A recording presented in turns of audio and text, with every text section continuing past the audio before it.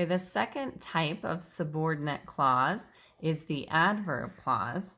And adverb clauses start with a subordinating conjunction. So just like any other conjunction, your subordinating conjunction is going to go on a dotted line when you're diagramming.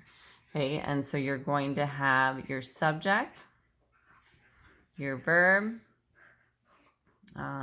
maybe we have a direct object. Then you have your subordinate clause with your subject, your verb. And when you are deciding which clause to put first, you're still always going to diagram the independent clause first, followed by the subordinate clause. So the way that you know which clause to read first in the sentence is whether your subordinating conjunction is capitalized or not. And so you're going to always go from the verb of your subordinate clause to the word it modifies in the independent clause. So here our only option would be to modify a verb because an adverb can't modify a noun or pronoun. Okay, an adverb will always modify a verb, an adjective, an adverb, or a verbal. Okay, so we're going to go from the verb of our independent to the verb of our subordinate with the subordinating conjunction on the dotted line.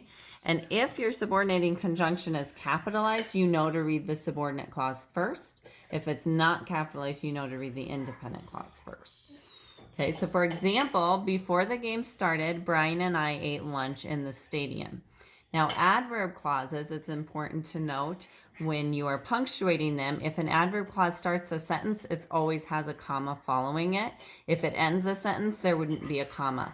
So if you said Brian and I ate lunch in the stadium before the game started, there would not be a comma. But because we're starting the sentence with our subordinate clause, it's followed by a comma. Okay, so our independent clause is always going to be diagrammed first. So we have Brian and I. It's two subjects, so we have to do our split subject line. Brian and I. And Brian and I ate. Ate what? Lunch. And we ate it in the stadium. So we have our prepositional phrase here, in the stadium. And then our subordinate clause before the game started. So we have subject, game, verb, started, and we have our modifiers. So we have to fill in with the. Okay, and before the game started, they did what? They ate. So it modifies ate in the sentence, which means that's what we're going to go back to. So the verb of the subordinate clause goes back to the word it modifies in the independent clause. So, and then you put your subordinating conjunction on the dotted line. And again here, if it's capitalized, we know to read the second clause first. So before the game started, Brian and I ate lunch in the stadium.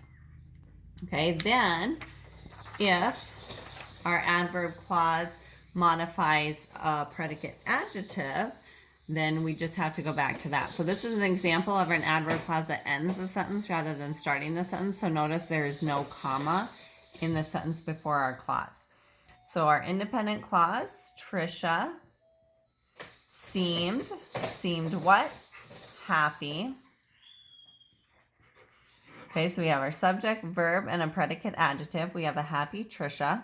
Okay, and she was happy wherever she was stationed. So she, subject, was stationed is our verb. And she was what? Wherever she was stationed, she was happy. So this modifies happy. And so that's what it's going to go back to. So you're going to go verb of the subordinate clause, the word it modifies in the independent clause. And then wherever doesn't start the sentence, so we're going to lowercase it. And then we know to read the independent clause first. So Trisha seemed happy wherever she was stationed.